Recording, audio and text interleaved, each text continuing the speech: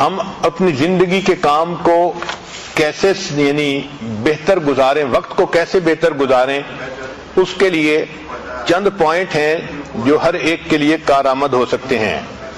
پہلی بات کہ اپنی نیند رات کے وقت میں پوری کر لیا کریں، پھر تہجد میں اٹھا کریں اور تہجد سے اپنے دن کی ابتدا کیا کریں۔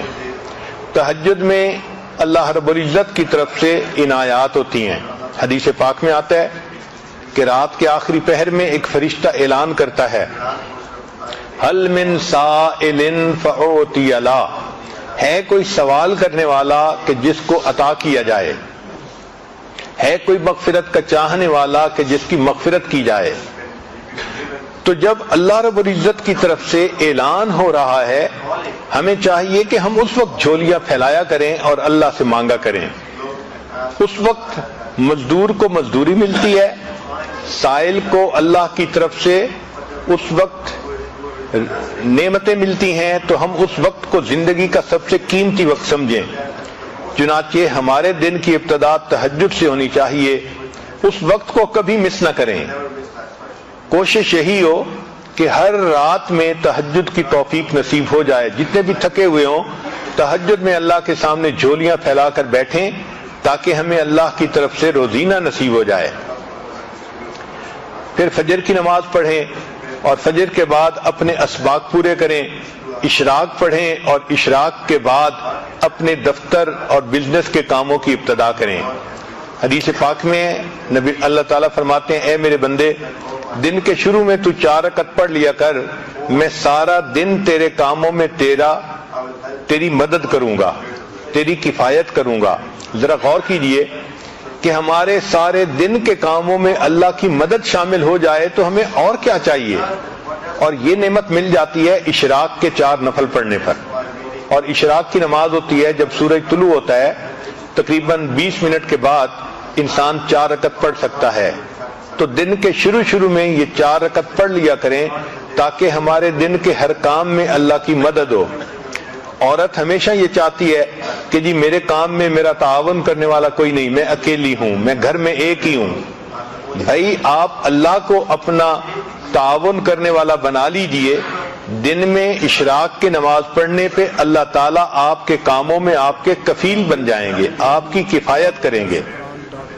پھر دوسری بات یہ کہ ہم جو کام بھی کرنے لگیں تو اس کا جو اینڈ ریزلٹ ہے اس کو ہمیشہ ذہن میں رکھیں کہ ہم نے کس چیز کو اچیو کرنا ہے تاکہ ہم اس کام کو مکمل کر سکیں۔ ایک تیسرا پوائنٹ کہ جو اچھی عورتیں ہوتی ہیں وہ اپنے کام کو پریورٹائز کرتی ہیں، یعنی اس میں جو پریورٹی ہے وہ دیتی ہیں، اہم کام کون سا ہے، کس کو پہلے کرنا ہے۔ اگر ہم اہم کام کو پہلے کرنے کی بجائے بس اپنی ترتیب سے ہی ہر کام کرتے رہیں گے تو ہم کم کام کر پائیں گے۔ چنانچہ ایک ٹیچر تھی، اس نے اپنے شاگردوں کو پرائورٹی کے اوپر ایک اچھی مثال سے بات سمجھائی۔ اس نے ایک بالٹی لی اور اس بالٹی کے اندر اس نے اینٹیں رکھ دی اور بالٹی بھر دی۔ پھر اس نے طلباء سے پوچھا کہ بتائیں اس بالٹی میں کوئی اور چیز آ سکتی ہے؟ ان کا نہیں، یہ تو ساری بالٹی اینٹوں سے بھر گئی۔ اب اس نے چھوٹے چھوٹے کنکر لیے اور جو اینٹوں کے درمیان جگہ تھی اس میں کنکر ڈال دیے۔ اس نے کہا دیکھو آپ تو کہہ رہے تھے کہ جگہ نہیں، اس میں تو اتنی جگہ تھی کہ کنکر بھی آ گئے، اب بتاؤ کوئی جگہ ہے؟ ان کا نہیں، اس میں تو اب کوئی بھی جگہ باقی نہیں۔ اس نے مٹی اور ریت اٹھائی اور ان کنکر کے درمیان جو چھوٹی چھوٹی جگہ تھی اس میں ریت ہی بھر دی اور کہا کہ دیکھو آپ تو کہتے تھے کہ کوئی جگہ نہیں، اس میں اتنی ساری ریت بھی آ گئی اسی بالٹی میں۔ پھر اس نے پوچھا بتاؤ اس میں اور جگہ ہے؟ تو طلباء نے کہا کہ نہیں، اب تو کوئی جگہ نہیں بچی۔ اس نے پانی کا جگ لیا اور اس بالٹی کے اندر ڈالا، چنانچہ اس پورا جگ اس پانی یعنی پورا پانی کا جگ بالٹی کے اندر آ گیا۔ اس نے کہا دیکھو ابھی اس میں اتنی جگہ باقی تھی۔ پھر اس نے کہا کہ اچھا بتاؤ کہ آپ نے کیا سیکھا؟ انہوں نے کہا کہ ہم نے یہ سیکھا کہ آپ اس میں جگہ بناتی ہی چلی گئیں۔ اس نے کہا نہیں، اس میں نے تمہیں یہ بات سکھانی تھی کہ پریورٹی اصل چیز ہوتی ہے۔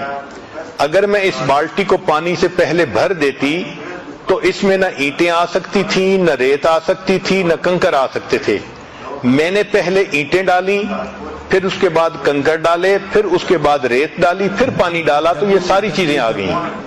تو ہمارے وقت کی بھی یہی مثال ہے کہ اگر ہم پریورٹی کے بغیر کام کرنے لگیں گے تو کام نہیں کر سکیں گے، اور اگر پریورٹائز کر لیں گے تو دیکھیں ایک کام کے اندر دوسرے کا وقت نکل آئے گا، دوسرے کے اندر تیسرے کا، اور ہم کئی سارے کاموں کو ایک وقت میں کر سکیں گے۔ آج ہماری زندگی کا ایک بڑا مسئلہ ہے کہ ہم وقتی کاموں کے پیچھے لگ کے اصلی کاموں کو بھول جاتے ہیں۔ اصلی کاموں کو کہتے ہیں امپورٹنٹ ورک، اور وقتی کاموں کو کہتے ہیں ارجنٹ ورک۔ جس عورت کو دیکھو ارجنٹ ورک میں لگی ہوتی ہے، امپورٹنٹ کام کو بھول جاتی ہے۔ چنانچہ ہماری توجہ ساری کی ساری ارجنٹ کاموں پہ ہوتی ہے، اس لیے کہ وہ نظر آتے ہیں، اور جو امپورٹنٹ کام ہوتے ہیں وہ کئی دفعہ فوری نظر نہیں آتے۔ مثلاً اپنے مقصد کو سامنے رکھنا یہ امپورٹنٹ کام ہے، اور وقتی ضرورت کے پورا کرنا یہ ارجنٹ کام ہے۔ وقتی کاموں میں سے کال اٹینڈ کرنا یا سیل لگی ہوئی ہے وہاں سے کچھ شاپنگ کرنا یہ وقتی کام ہے، اور جو امپورٹنٹ کام ہے وہ ہے بچوں کی تربیت کرنا، خامند کو خوش رکھنا، گھر کے کاموں کو پورا کرنا، اپنے نفس کا تزکیہ کرنا، یہ امپورٹنٹ کام ہے۔ اب ہوتا کیا ہے کہ ارجنٹ کاموں میں لگ کے عورتوں کو نماز کی بھی فرصت نہیں ملتی، گویا امپورٹنٹ کاموں کو بھول جاتی ہیں۔ سکسیسفل پرسن وہ ہوتا ہے جو امپورٹنٹ کاموں کو یاد رکھتا ہے اور ان کو بھولتا نہیں۔ چنانچہ 3 لفظ یاد رکھیے، 3 سٹیپ ہیں کامیاب زندگی کے: اپنے کاموں کو پریورٹائز کرنا، دوسرا ان کو آرگنائز کرنا، اور تیسرا زندگی میں ایک ڈسپلن پیدا کرنا۔